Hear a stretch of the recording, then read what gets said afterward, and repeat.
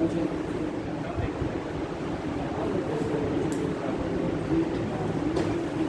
थोड़ी कॉपी किताब इतनी कॉपी और भी कुछ आपका देख है।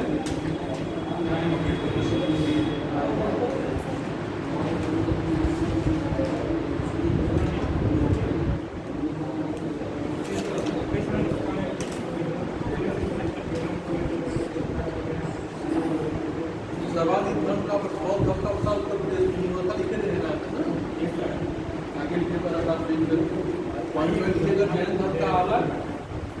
अगर पूर्ण कश्यप का नाम आएगा तो अलग, मक्खल गोसाल का आएगा तो तुरंत आप समझ जाइएगा कि लाइन छोड़ दीजिए। ठीक है, मतलब हमेशा आपको बताना ना पड़ेगा। ये जो क्वेश्चन इसे बता रहे हैं कि जिससे आप सीख जाए, हमारे बोलने से ही आप समझ जाओ, तुरंत आंसर लाइन खुद आपको क्या कर दें चेंज करके लिखना शुरू कर देगा, है ना। जैन धर्म के अंतिम तीर्थंकर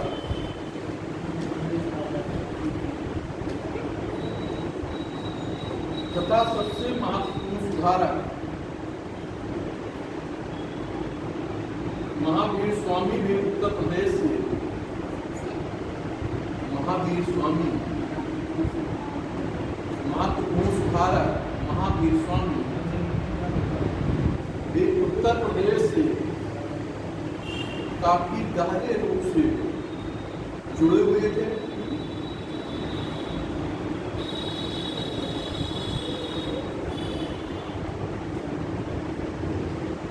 महावीर से पहले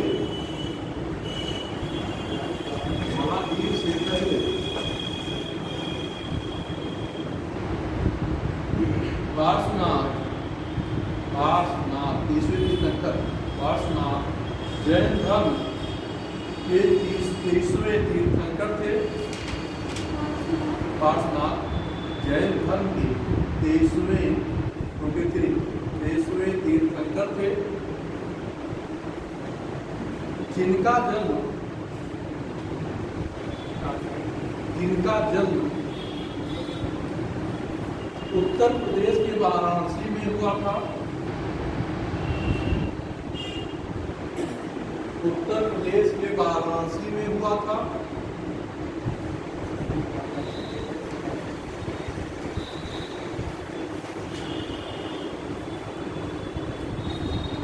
बुद्ध की तरह महावीर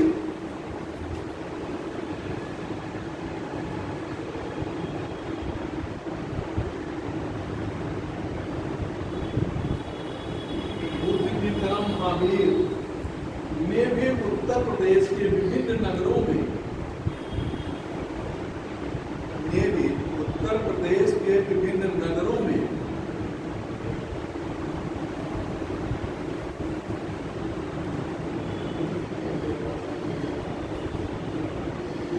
घूमकर अपने धर्म का प्रचार किया, या भ्रमण कर या घूमकर अपने धर्म का प्रचार किया।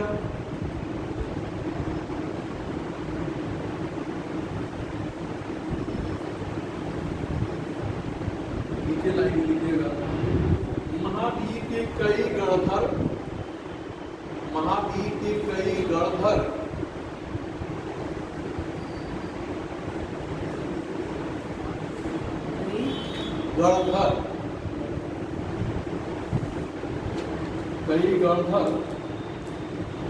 और उनके अनुयायी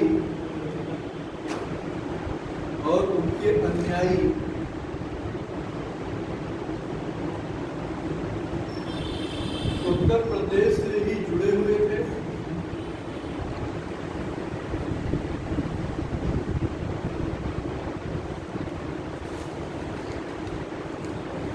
तत्कालीन उत्तर प्रदेश के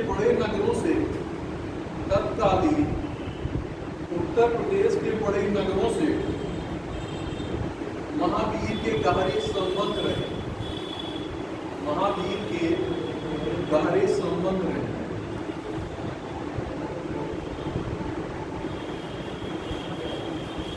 अगला इसी प्रकार पूर्ण कश्यप भी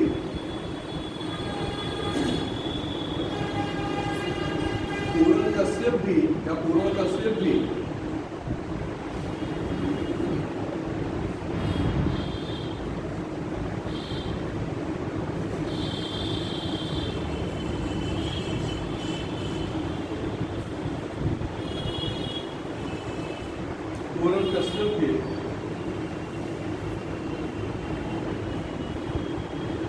एक दासपुत्र थे, एक दासपुत्र था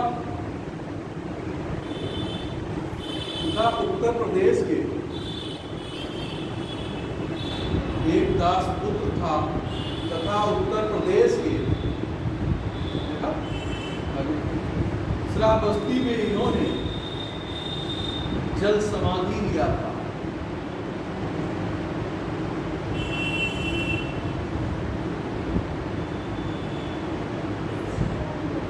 जल समाधि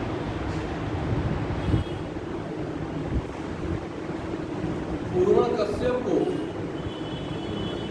घोर अक्रियावादी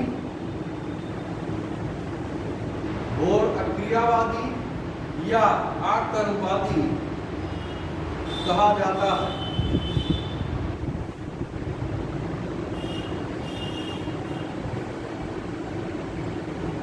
अब आकर्मवादी इसको आगे भी लिख लीजिएगा, क्लियर हो जाएगा। उसका मानना था कि कर्म का व्यक्ति पर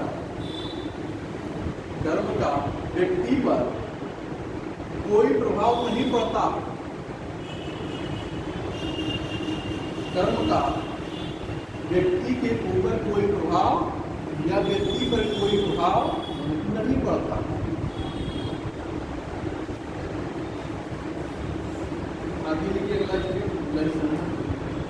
मक्खली पुत्र गोसाल ने या मक्खल पुत्र गोसाल ने आजीवन संप्रदाय की स्थापना किया।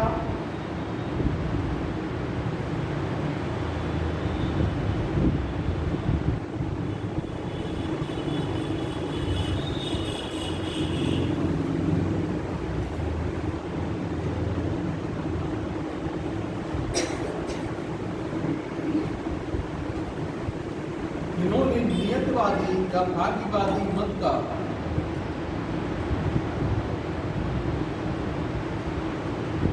प्रतिपादन किया।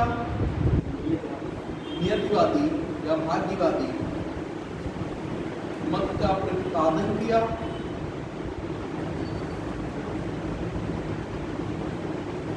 जिसके अनुसार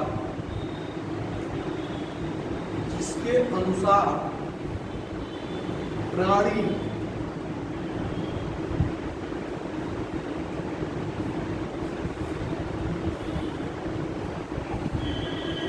भाग्य के अनुसार सुख दुख भोगता।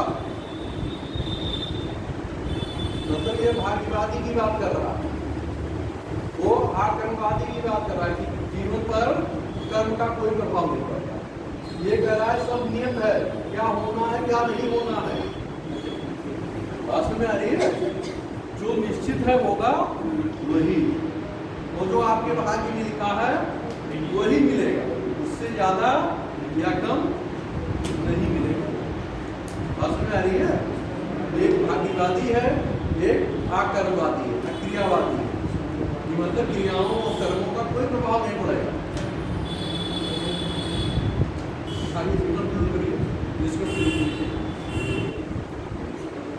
निष्कर्षता हम कह सकते हैं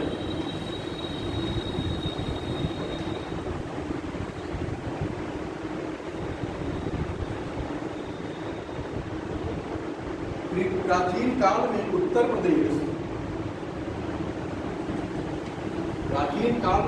प्रदेश में कई धर्म सुधार आंदोलन चले, जिसमें प्रमुख बौद्ध और जैन धर्म सुधार आंदोलन थे। प्रमुख जैन और बौद्ध धर्म सुधार आंदोलन थे।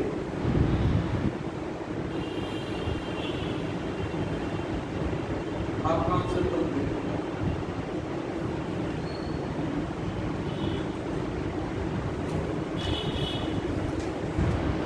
ये भी आंसर। आपको क्या करना है, इन चीजों को केवल याद रखिए बस। ये क्या है, क्रियावादी, आकर्मवादी, मतलब कर्म का जीवन पर कोई प्रभाव नहीं पड़ता, बस इतना भी लिख देंगे तो भी आपका पर्याप्त है ना। अब ये कह रहा है कल 2 साल आजीवन समुदाय की बात कर रहा हूं, महावीर के साथ भी पहले रह चुका है। कह रहा भाग्यवादी, नियतवादी, कि जो कुछ होना है पहले से निश्चित हो चुका है, जब उसका समय आएगा तो आपको क्या हो जाएगा, मिल जाएगा। जब तक नहीं उस समय आया है तब तक उसके पहले आपको कोई चीजें नहीं मिलेगी। जैसे लोग कहते नहीं कि अभी तुम्हारा समय नहीं आया, जब समय आएगा वो चीजें खुद ब खुद आपके पास आ जाएंगी। कोई ना कोई ऐसा रास्ता बनेगा या कोई ऐसा इंसान आपको मिलेगा कि आपको वहां पहुंचा देगा, है ना। तो वही चीजें कह रहा। बाकी जैन और बौद्ध को आपने देखा ही है, इससे तो बहुत अच्छी तरह से चिर प्रसिद्ध में आपको यहाँ की कोई दिक्कत किसी को आगे बढ़ा जाए। अब एक चीज है, हम जो चर्चा करेंगे लिखाएंगे नहीं, ठीक है, और आसान प्रश्न इसलिए लिखाएंगे नहीं, आसान टॉपिक है। आपके उत्तर प्रदेश में अशोक के पाए गए अभिलेख, अशोक के पाए गए, तो ये आप जब अशोक पढ़ रहे थे उस समय इन चीजों की चर्चा आप लोगों ने किया। जैसे कौशाम्बी में मेरठ से अशोक के अभिलेख मिले हैं, तो इन सारी चीजों को अभिलेख, लघु शिलालेख, स्तंभ लेख, बृहशिलालेख, इन सारी शिलालेखों के विषय में चर्चा आपको प्राचीन इतिहास में जब मौर्य पढ़ाया जा रहा था उस समय चर्चा की गई होगी कि बृहद स्तंभ लेख क्या है, लघु शिलालेख, लघु स्तंभ लेख क्या है, गुहा लेख क्या है। इन सारी चीजों पे वहाँ पे आपको डिटेल में चीजें बताई गई। याद भी होगा किस चीजें आपको याद है कि नहीं कुछ? किस अभिलेख में अशोक के सांप्रदायिक सहिष्णुता की बात की गई है?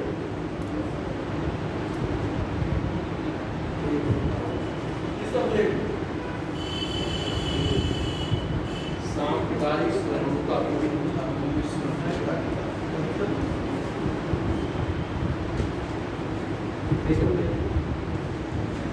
घर जाके देखिए कीर्ति अभिलेख में आपको क्या मिलता है?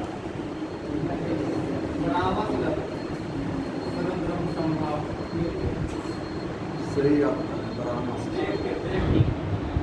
बरामी शिलालेख में इसका उल्लेख किया है। तीसरे में क्या है, छठे में क्या है, पांचवें में क्या है, ये सारी धर्म महामात्र की चर्चा की गई है कहीं, प्रदेशक की चर्चा की गई है कहीं, यही सारी चीजें। धर्म महामात्र पांचवें में है, द्वितीय रज्जु प्रादेशिक तीसरे में है। बात सुन आ रही है? तो इन चीजों को याद रखिए। अशोक कहता है कि चाहे मैं अपने शयन कक्ष में हूँ, भोजनालय में हूँ, विहार कर रहा हूँ, आखिर की स्त्री तब भी क्या करें, मुझे सूचना प्रदान करें, बताएं। ये सब लेख में है।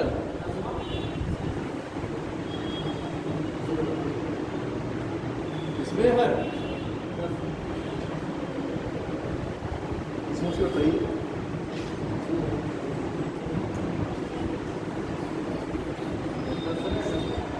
क्या है दसवां अभिलेख, फिर से पढ़िए।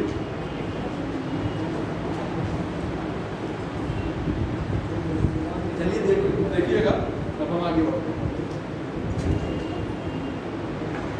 तो इन सारी चीजों पे आपने देखिए कि कहाँ कहाँ जो है उत्तर प्रदेश में अशोक के सारनाथ का स्तंभ लेख है, मेरठ का है ना स्तंभ लेख, कौशाम्बी का है।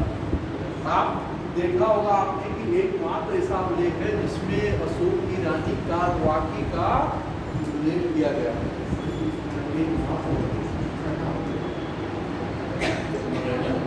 बाकी में इसका उल्लेख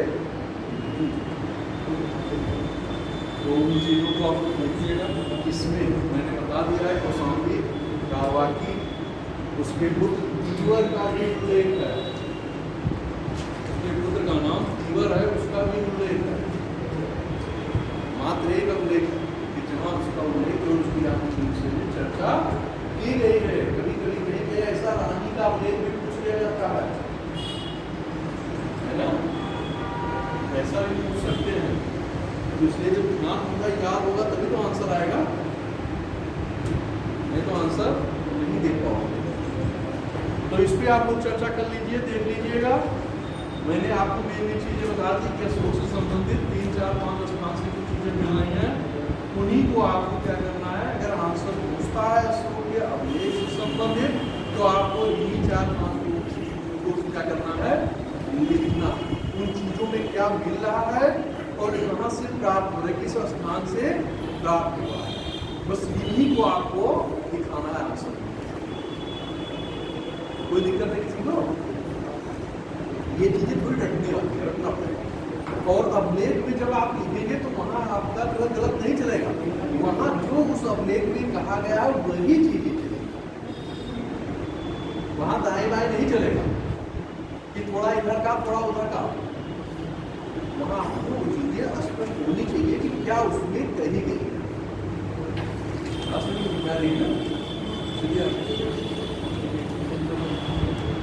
ऐसे आपका समुद्रगुप्त का प्रयाग प्रशस्ति है,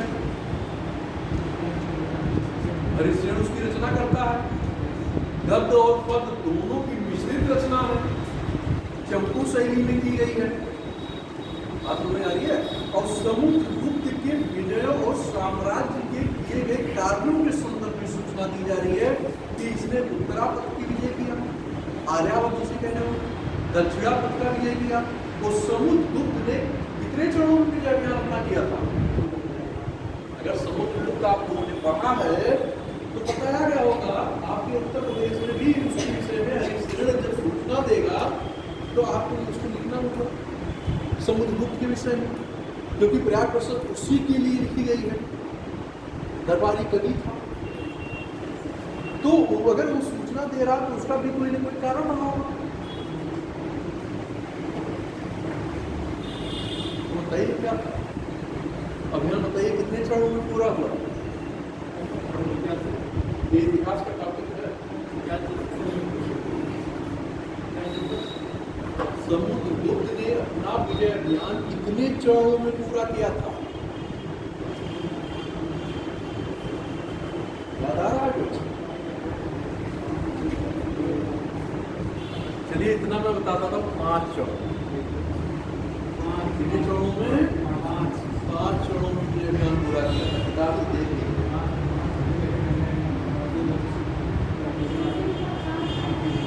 5 चरणों में उसने अपना विजय अभियान किया। अगर हम वहां चले जाएंगे तो वो ये छूट जाएगा।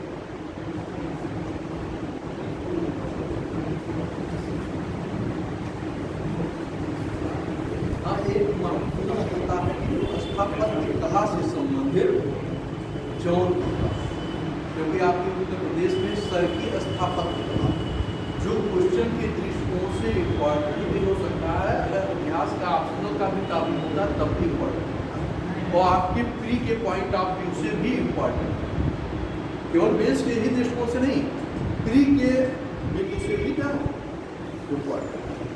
तो जब ऐसे टॉपिक होते हैं तो उसको आपको विषय देना, क्योंकि उससे क्या हो रहा है कि आपके प्री का क्वेश्चन भी वही से है ना। और मेज का वही चीज मुझे अगर याद है तो उसी को हम पढ़ा करके 150 से 200 सौ में नहीं समझ सकते। अगर उसी वही सारी चीजें मुझे याद है, अगर मुझे फैक्ट 2, 4, 5, 6 याद हैं तो उसी को बढ़ा करके हम 100, 200 शब्द में भी लिख सकते हैं। अगर आपको ये फॉर्मेट पता है, इतना फॉर्मेट पता है, तो आपको 100 शब्द लिखने में और 200 शब्द लिखने में कितनी देर लगेगी? नहीं लगेगा ना? लगेगा। अरे आप ये जान लीजिए कि एक भाग्यवादी की बात कर रहा है, एक नियतवाद की बात कर रहा है, उधर बौद्ध हम जान ही रहे हो, तो इन्हीं को बढ़ा के 2-2, 3-3 लाइन में कर दीजिए, चीजें क्या होंगे? कंप्लीट हो गई, आपको पूरा आंसर मिलेगा। लिखिए जोन विकास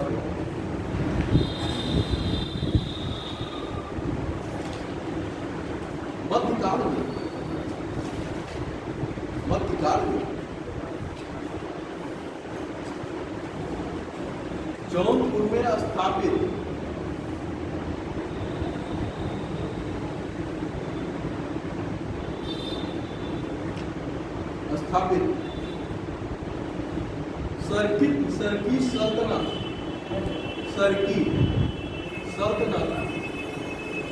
सरकी सल्तनत के सांस्कृतिक विशेषताओं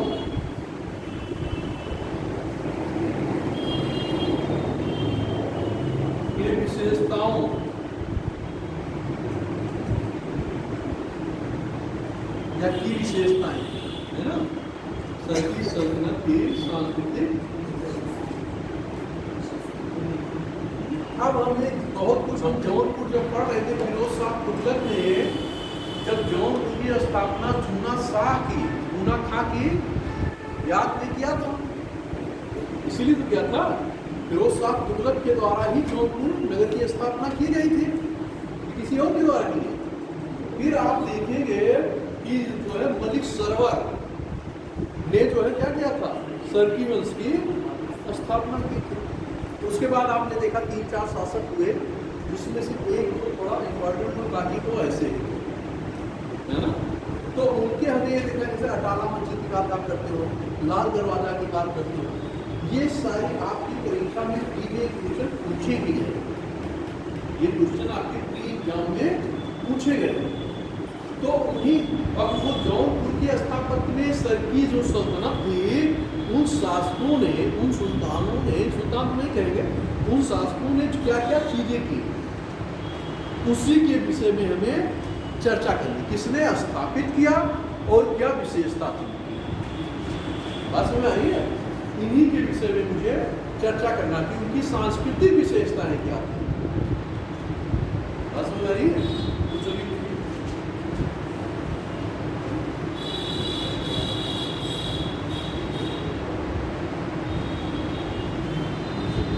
और आप जौनपुर को किस नाम से जानते थे, जौनपुर को और भी किसी नाम से जानते थे, उसका उपनाम इसे आप देते हैं सिराज ए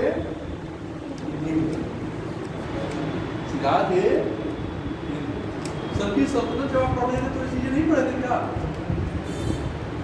नहीं पढ़े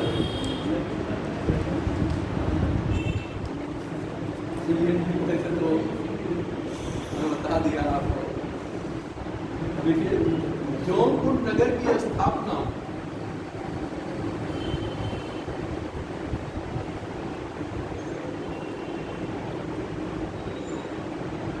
फिरोज शाह तुगलक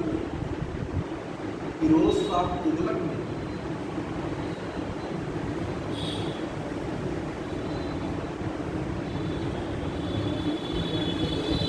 चूना खां की स्मृति में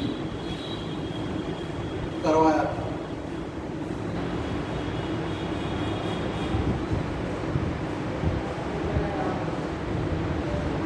नीचे लाइन लीजिएगा।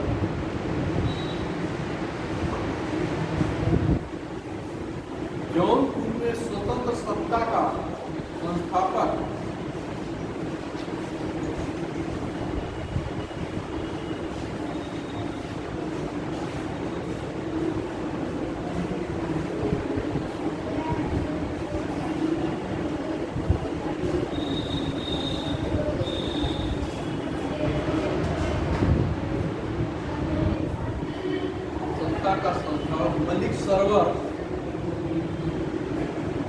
मलिक सरवर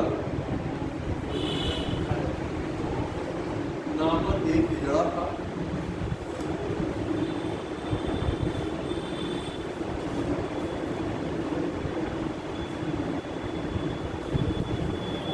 जिसकी उपाधि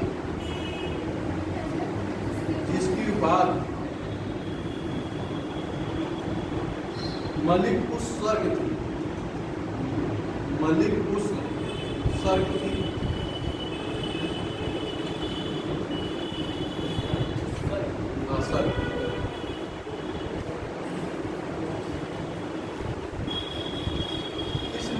के द्वारा स्थापित राजवंश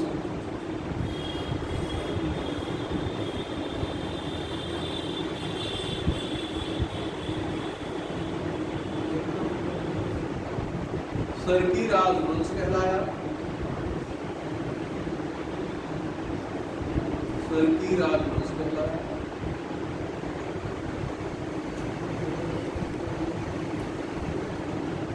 अगला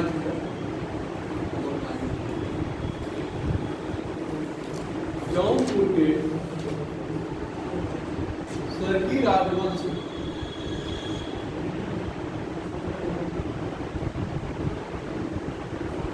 जौनपुर में कला व साहित्य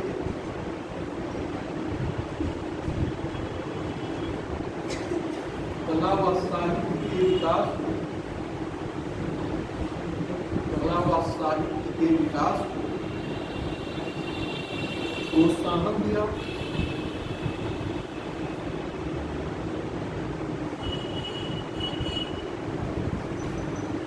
इसलिए जौनपुर को सिराज-ए-हिंद कहा जाने लगा। सिराज-ए-हिंद कहा जाने लगा। इसके कारण कला और साहित्य के विकास की गतिविधियों को प्रोत्साहित करने की बात क्लियर हो रही है। केवल किसलिए इसको पॉइंट में लिखा है सिराज-ए-हिंद, इसका मतलब क्या है कि आप समझ सकते हैं, नहीं लिखने की कोई जरूरत।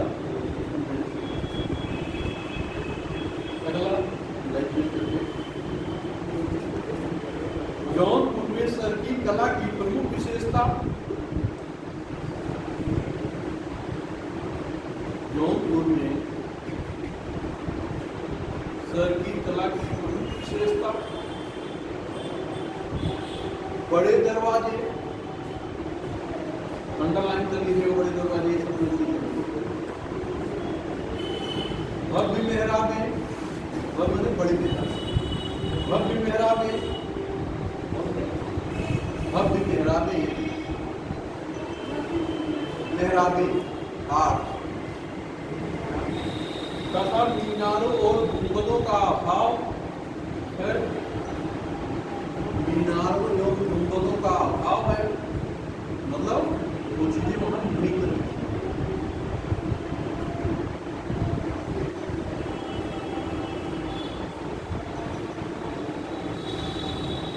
इस काल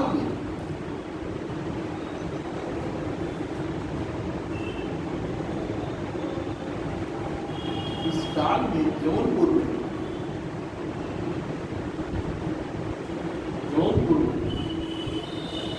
सुंदर भवनों और मस्जिदों का निर्माण हुआ। सुंदर भवनों और मस्जिदों का निर्माण हुआ।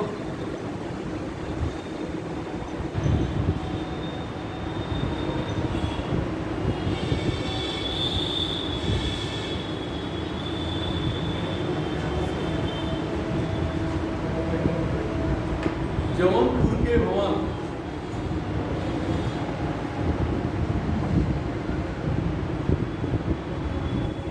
अपने सुंदर मेहराबों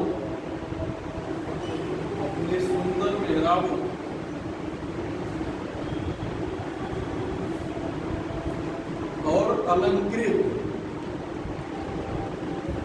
मेहराबी छत के साथ साथ अलंकृत मेहराबी छत के साथ साथ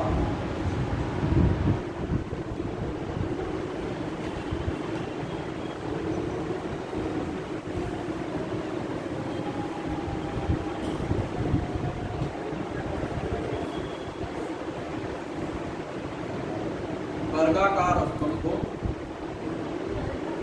वर्गाकार स्तंभ को कहाँ लगा रहा है? अति विशाल, अति विशाल, अति विशाल में पड़ा फलांदार दीवारों, फलांदार दीवारों, ये आर्किटेक्चर आप लिख रहे हैं ना, तो आपको क्या करना होगा? चीजों को लिखना पड़ेगा। तो ये रटने वाली काफी आर्किटेक्चर आपको रखना पड़ेगा, समझने से काम नहीं जाएगा।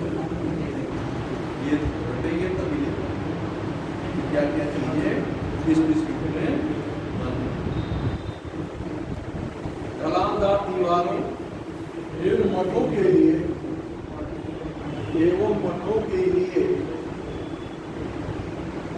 उल्लेखनीय थे।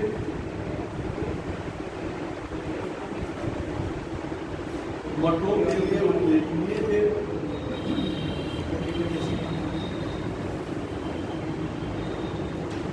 पारंपरिक इस्लामिक शैली या इस्लामी शैली से हटकर, इस्लामी शैली चाहिए, इस्लामी शैली से हटकर जौनपुर की मस्जिदें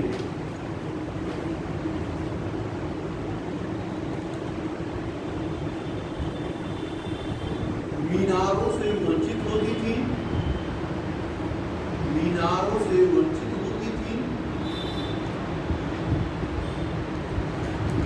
जो इनकी मुख्य विशेषता थी। देखिए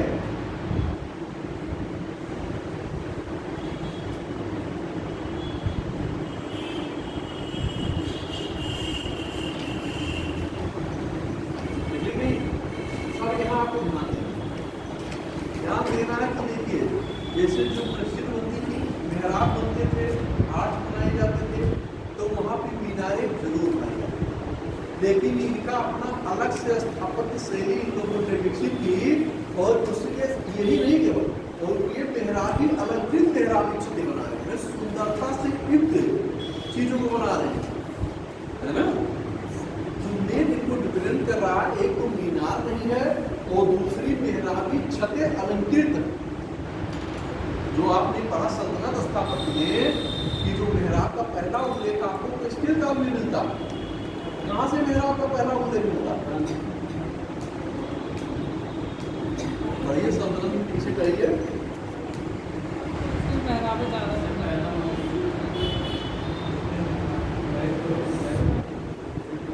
पढ़ के आए हो, पढ़ाया भी गया है।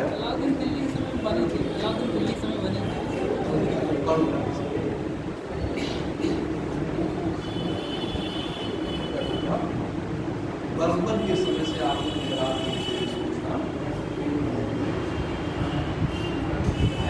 आगे। जौनपुर की सबसे महत्वपूर्ण या जौनपुर का सबसे महत्वपूर्ण भवन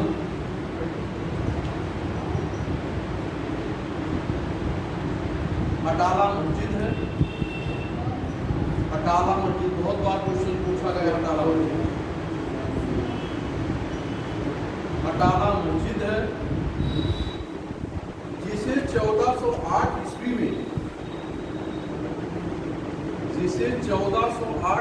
में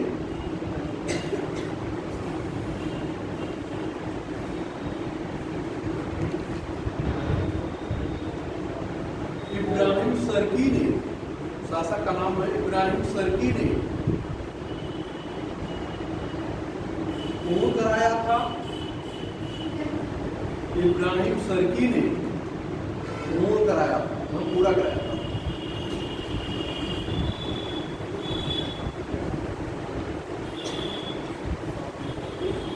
इसमें 3 प्रवेश द्वार हैं। नीचे लाइन में इसमें 3 प्रवेश द्वार हैं।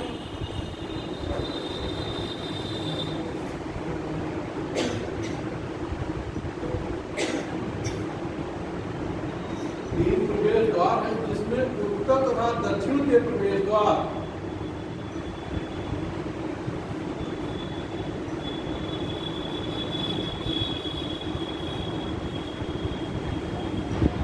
उत्तर तथा दक्षिण के प्रवेश द्वारों के ऊपर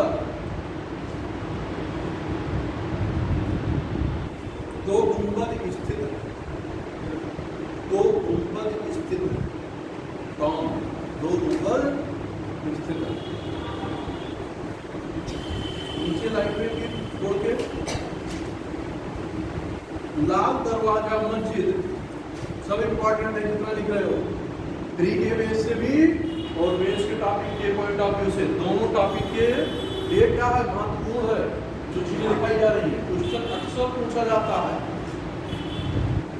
ना, यही पूछता है काला मस्जिद, लाल दरवाजा, नीली दरवाजा, ये सारी चीजें क्या करता है, पूछता है ना। दाखिल दरवाजा ये सब कहाँ स्थापित है, किस जगह पे है, किस वंश के शासन ने स्थापित किया है,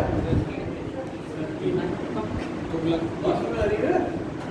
तो इन सारे क्वेश्चन आपके प्री की परीक्षा में पूछे गए हैं।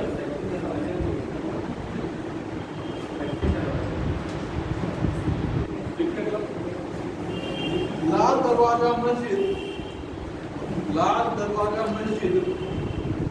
का निर्माण 1450 ईस्वी में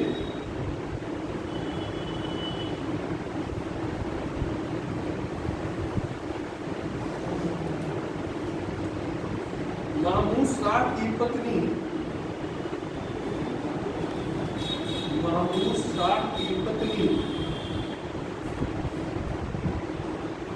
बीबी राजा ने करवाया था। बीबी राजा ने करवाया था, उसका नाम क्या होगा, बीबी राजा ने करवाया था।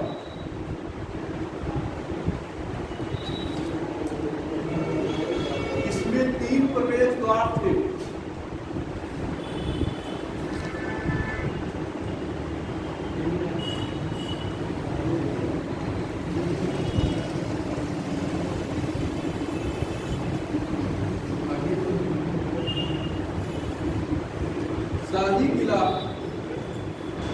शाही किला छोड़ के लाएंगे, अगला पॉइंट पर डालिए फिर छोड़। शाही किला फिरोज शाह तुगलक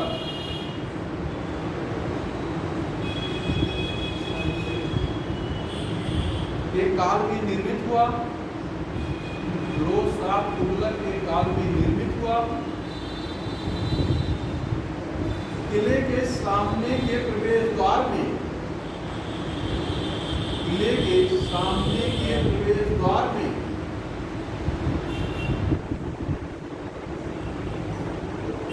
नीले व पीले पत्थरों का प्रयोग किया गया है। नीले व पीले पत्थरों का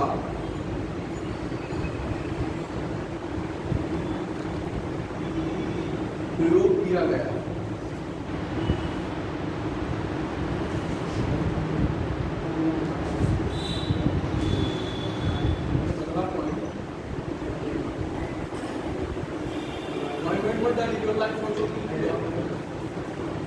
आपकी इच्छा जैसे भी चाहे ले सकते हैं।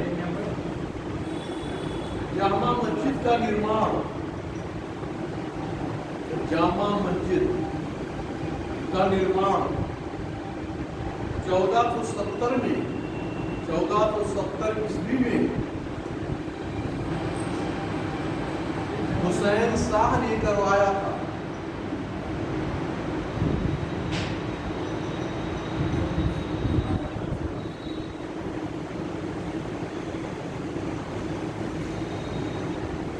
इसमें भी 3 प्रवेश द्वार,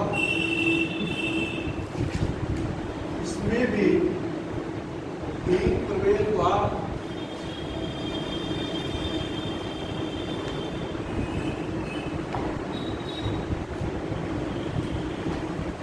मस्जिद की दीवार पर, मस्जिद की दीवार पर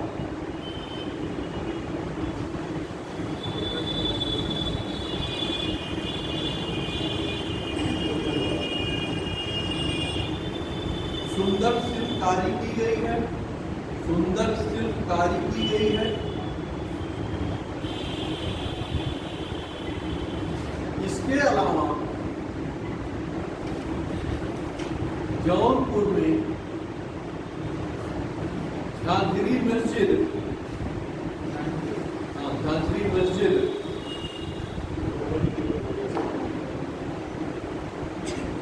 तथा खालिस मुखलिस मस्जिद, खालिस मुखलिस, खालिस मुखलिस मस्जिद भी स्थित है।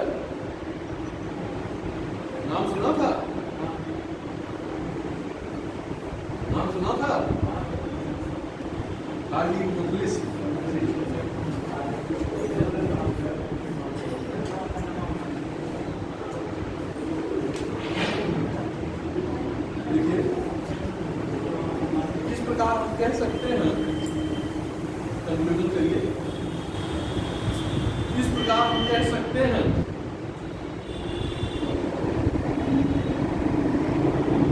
कि मध्यकाल में, इस प्रकार हम कह सकते हैं कि मध्यकाल में जौनपुर न केवल राजनीतिक, जौनपुर न केवल राजनीतिक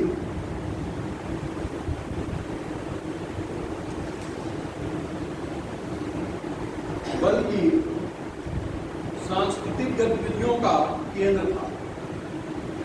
केवल राजनीति का ही नहीं, सांस्कृतिक गतिविधियों का भी केंद्र था।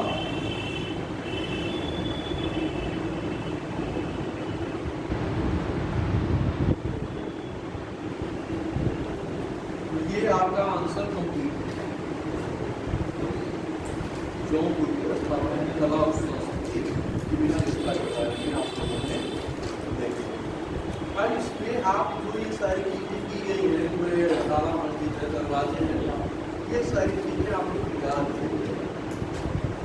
तो भी ये भी के पॉइंट आपको से भी इम्पोर्टेंट है। तो ये सारी चीजें अगर आपको याद होगा तो ऐसा नहीं कि सब दो नहीं, मतलब कहने का मतलब कि दो तीन तीन पॉइंट आप अगर लिख देंगे तो आपका आंसर कंप्लीट हो जाएगा।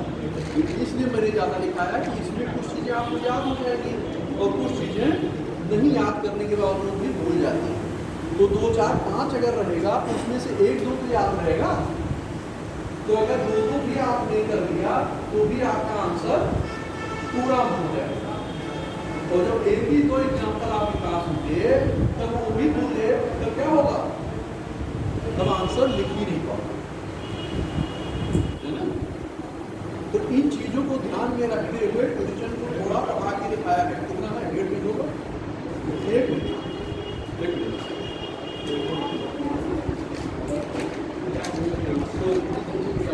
लगभग 250 शब्द के आसपास आंसर होगा। क्या और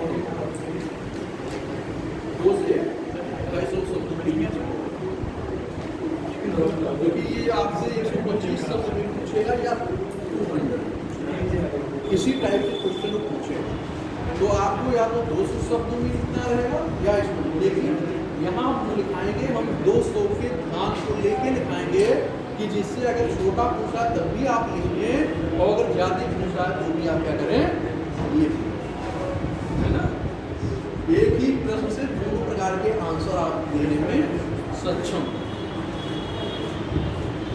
अब हम लोग कुछ महत्वपूर्ण नगर की चर्चा करेंगे, उसके विषय में हम रेफरेंस देते चलेंगे और आप लोग उसको पढ़ने का भी प्रयास करिएगा। टाइम लगेगा, देखते चलिएगा, क्योंकि आपके परीक्षा में अगर नगरों का चर्चा किया गया, सिटी की बात नहीं रही है, तो क्वेश्चन वहां से भी पूछे जाने की संभावना रहेगी।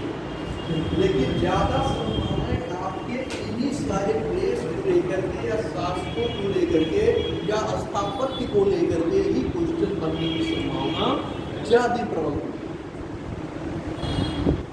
लेकिन ये नहीं कह सकते कि उस पर क्वेश्चन नहीं पूछा जा सकता।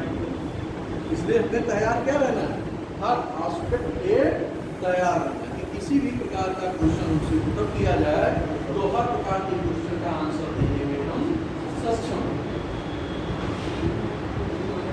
क्योंकि ये प्री से बिल्कुल अलग है। ये नहीं है कि 4 पॉइंट याद हुए, राइट याद कर लिया, काम चल जाएगा। पर लिखना क्या है, आपको लिखना। अगर लिखना है तो याद भी होना चाहिए। सोच सोच करके आंसर लिखोगे तब तक टाइम क्या हो जाएगा, खत्म हो जाएगा। 20 क्वेश्चन, 1 2 3, तो 20 प्रश्न लिखने के लिए आपके पास सोचने का समय नहीं होगा। और सोचने में यदि आप बचे तो आपके 2 4 5 प्रश्न 6 प्रश्न छूट जाएंगे। आप उनको देख ही नहीं पाओगे, लिख ही नहीं पाओगे।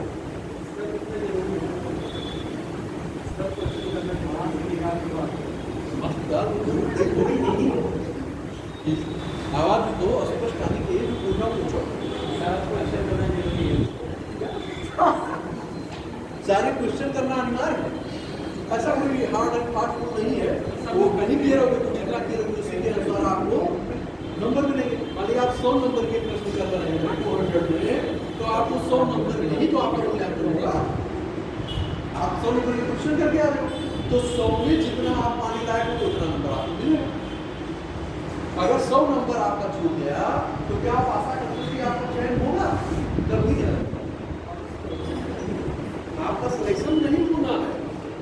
इससे अच्छा क्या है, मेन देने और न देने का कोई फायदा नहीं है। अगर देना है तो ठीक से दिया जाएगा, लेकिन क्या मतलब, और ठीक से देने के लिए क्या करना होगा, उसको अच्छी तरह से करना पड़ेगा। और अगर आपके दिमाग में सारे फॉर्मेट अगर याद हैं तो याद करने की जरूरत नहीं, लेकिन सबके फॉर्मेट याद करना पड़ेगा, बनाना पड़ेगा खुद से। और जब बनाओगे धीरे धीरे तो क्या होगा, याद हो जाएगा। तो आइए कुछ महत्वपूर्ण नगर में चल रहे हैं, पहले सुन लीजिए कि कौन कौन से नगर में संभावित रूप से पूछा जा सकता है। उसके बाद हम 2-4 पॉइंट हर नगरों के विषय में बता दिया, बाकी डिटेल में आपको पढ़ लीजिए। जैसे हम पहला तो आपका देखते हैं अयोध्या। तो अयोध्या में आप कितनी सारी चीजों को जानते हैं, क्या क्या चीजें विद्यमान है? राम मंदिर आपका मंदिर है, सीता की रसोई है, तुलसी उद्यान है। मतलब इन सारी चीजों पे क्या क्या चीजें हैं कि अगर आपके पास 8-10 चीजें याद है। इसके महाजनपद के समय आपने देखा होगा कि कौशल की 2 राजधानियां थी, एक साकेत और दूसरी श्रावस्ती थी कि नहीं थी? उसी के नाम पे साकेत महाविद्यालय भी है कि नहीं है? तो कहने का मतलब क्या है कि उसका प्राचीन जो है, प्राचीन इतिहास में भी महत्व है और सांस्कृतिक दृष्टिकोण से भी क्या है, महत्व है। तो इन सारी चीजों को देखते हुए हमें क्या करना है, उसको पढ़ना है। आप उसमें फ्री में भी पढ़े हैं, फ्री में भी आपके जो है आप देखेंगे तो उसमें दिया गया है, उसमें भी आप पढ़ लीजिएगा। दूसरा आपका कन्नौज, तीसरा आपका कन्नौज राजनीतिक दृष्टिकोण से महत्वपूर्ण है। प्रयागराज इसका सांस्कृतिक दृष्टिकोण से भी महत्व है। अभी हमने बताया था ये गंगा यमुना सरस्वती की नदी के तट पर स्थित है, जिसे आप संगम कहते हो। अशोक के अवलेख मिले हैं, समुद्रगुप्त का प्रयाग प्रशस्ति वहां से मिला है, कुंभ मेले हैं, अर्थ कुंभ है, हर्ष का महाकुंभ परिषद है ना। अशोक की रानी कारवाकी का कौशाम्बी से उल्लेख मिला है। जैन धर्म और बौद्ध धर्म का भी क्या है, कौशाम्बी केंद्र। तो इतनी सारी चीजें अगर आपको याद है तो आंसर क्या हो गया, पूरा हो गया। लिखना कितना है, 125 शब्द, 200 शब्द, एक पेज। और ये सारी चीजें आप लिखोगे तो पूरा हो जाएगा। बहुत ज्यादा नहीं है कि बस मेन चीज जो हाईलाइट चीजें हैं उसको आपको याद। वैसे तो बहुत छोटी छोटी चीजें होंगी, लेकिन उन चीजों को आप टेंशन नहीं करेंगे और न कर पाएंगे। मेन जो महत्वपूर्ण रूप में है वो उन्हीं को लेके चलिए। बस में आ रही है। अब आपका सारनाथ है, वाराणसी है, तो वाराणसी की विषय भी आप जानते हैं। बौद्ध का आपको याद करिए कि उस समय वहां का क्या महत्व था। अशोक के काल में देखिए, गढ़वालों के समय में देखिए कि उसकी पत्नी जो है क्या कर रही है, धर्मचक्र जिन विहार की स्थापना कर रही है। तो कहने का मतलब ये है कि इन सारी चीजों को, काशी विश्वनाथ है, मंदिर है, तो कई एस्पेक्ट की वजह से आपकी महाजनपद में उल्लेख मिलता। मैंने आपको जो करा रहा था मैं, तो मैंने बनारस के विषय में आपके साथ चर्चा की कि अगुआ और बसी की नदी के तट पर बसी हुई नगरी वाराणसी है। इस नदी का भी आप जो हिस्टोरिकल प्लेस है उनकी आप चर्चा कर दीजिए। बस में रही है।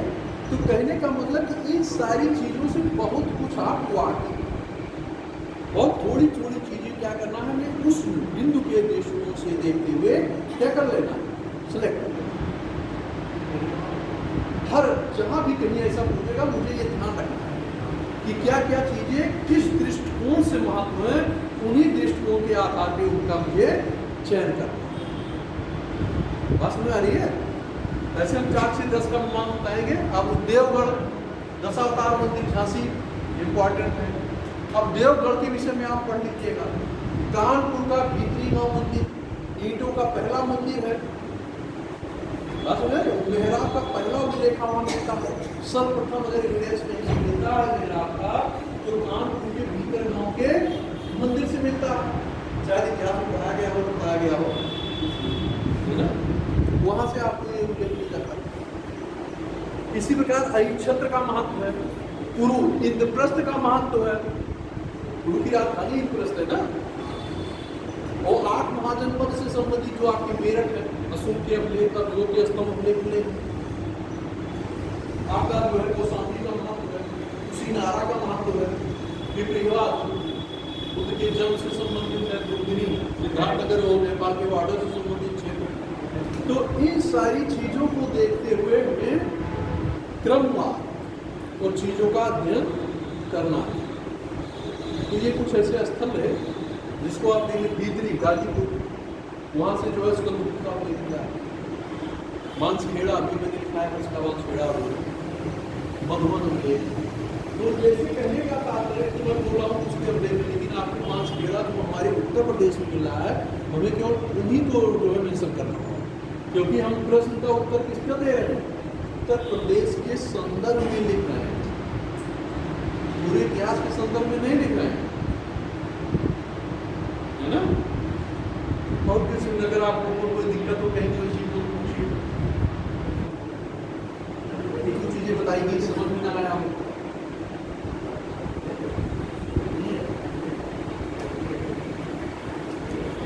श्रावस्ती के विषय में, श्रावस्ती बौद्ध धर्म के दृष्टिकोण से पर्यटक प्लेस भी हो गया है, उसको भी देख लीजिएगा कि किन की बिंदुओं के आधार पर श्रावस्ती को देख सकते हैं, है ना?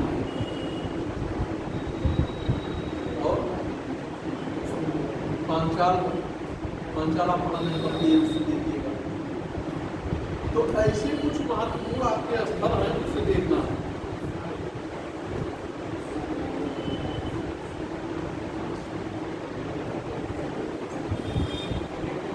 और हस्तिनापुर, इसको भी आप याद है कि नोट कराना पड़ेगा, उन चीजों पर थोड़ा आपको पढ़ना पड़ेगा। तो आज का ये टॉपिक आपका कुछ महत्वपूर्ण, मथुरा जैसे कनिष्क के समय मथुरा कला शैली नंदनाथ कला शैली, तो ये जो हम लोग अगले स्टेप में देखेंगे मथुरा शैली और नंदनाथ शैली, ये विशाल काल में दिखाया गया होगा, आपको बताया गया, अगर नहीं बताया गया तब भी किताब से आप पढ़ लीजिएगा।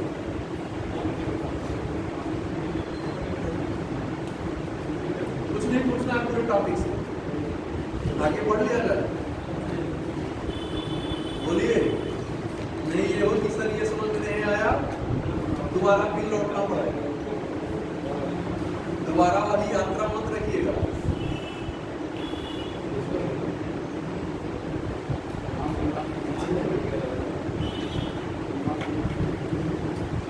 लुम्बिनी, लुम्बिनी के विषय में कुछ बताइए आपको। जन्म हुआ था, लुम्बिनी उनका जन्म हुआ था।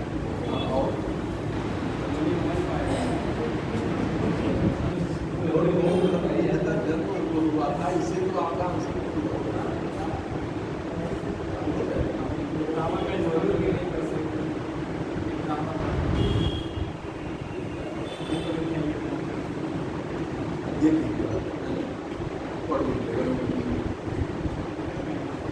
सारी चीजों पे जो है क्वेश्चन बन सकते हैं, क्योंकि टॉपिक इतिहास ये जो है संस्कृति कला सभ्यता से पूछ रहा है, सभ्यता से पूछ रहा है, संस्कृति से पूछ रहा है, नजर पूछ रहा है, तो क्वेश्चन बनने की संभावनाएं बन सकती है।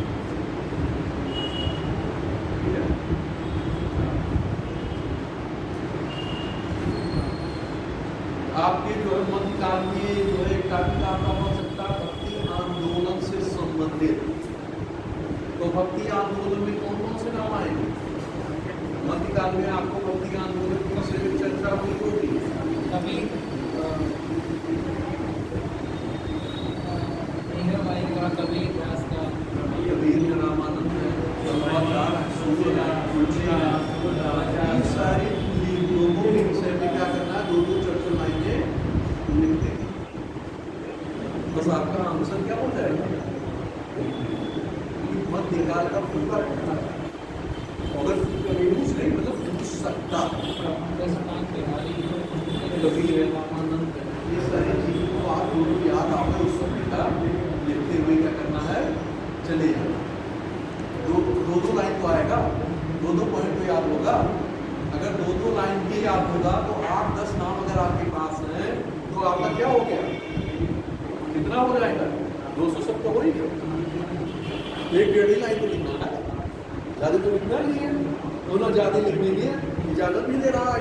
बस इतना ये जानना चाह रहा है कि आप उनके विषय में जानते हैं या तो इतना ही उसका ये नहीं कि आप कबीर हो जाए तो कबीर में भी पूरा क्वेश्चन हो जाएगा। 200 आपका 600-700 तुलसी भी बन जाएगा, सूर्य भी बन जाएगा, रामानंद भी बन जाएगा, शंकराचार्य भी बन जाएगा। तो इन सारे सभी लोगों को बन जाएगा। शंकर भी बन जाएगा, शंकर का द्वैतवाद, रामानुज का विशेषता द्वैतवाद, तो ये सारे उसको बन सकता है। लेकिन ज़्यादा संभावनाएं आपके होंगे आर्किटेक्चर के क्वेश्चन बनने के, हिस्टोरिकल प्लेस पे और हिस्टोरिकल हिस्ट्री से संस्कृति से, इन्हीं सारे बिंदुओं के क्वेश्चन होंगे, पूछे जाने की संभावना होगी। इसलिए इन बिंदुओं के ज़्यादा फोकस और इन बिंदुओं के कम फोकस। 60% इधर करिएगा तो 40 उसको रखिएगा। वेटेज कितना देना? जहाँ से क्वेश्चन बनने की ज़्यादा संभावना है वहाँ वेटेज को अधिक रखिए, और जहाँ संभावनाएं कम हो या एकदम नगाड़ हो उनको बिल्कुल छोड़। क्या मतलब है ऐसी चीज़ों को कि नदिया पढ़े आपकी परीक्षा की परिणाम उसे ना महत्व ना, इस चीज़ों को आपको ध्यान रखना है। अगला आपका जो टॉपिक होगा उत्तर प्रदेश की वास्तुकला, उसका रखरखाव, संग्रहालय, अभिलेखागार एवं पुरातत्व, ये सारे बिंदु जो है हम लोग कल डिस्कशन करेंगे। आज नहीं करेंगे क्योंकि आज आप लोग जो है कर नहीं पाओगे, क्योंकि मैं जान रहा हूँ कि एक ही टॉपिक में आप लोग दिख रहा हूँ, क्योंकि बेस का टॉपिक है, पूरी का टॉपिक नहीं है, तो चीज़ों को डाइजेस्ट करने में दिक्कत होगी, है ना? क्योंकि प्री का टॉपिक को चल जाएगा, लेकिन बेस के टॉपिक में नहीं हम पढ़ सकते, नहीं कर सकते। तो एक बार जाकर के रिवीजन करिएगा, चीज़ों को देखिएगा, फिर जो है हम उसका क्लास में मिलेंगे। अगर किसी का किसी प्रकार का कोई प्रश्न हो तो अभी पूछ सकते हैं, 2-4-5 मिनट दूसरी की। अगर किसी को कोई डाउट हो और नहीं डाउट हो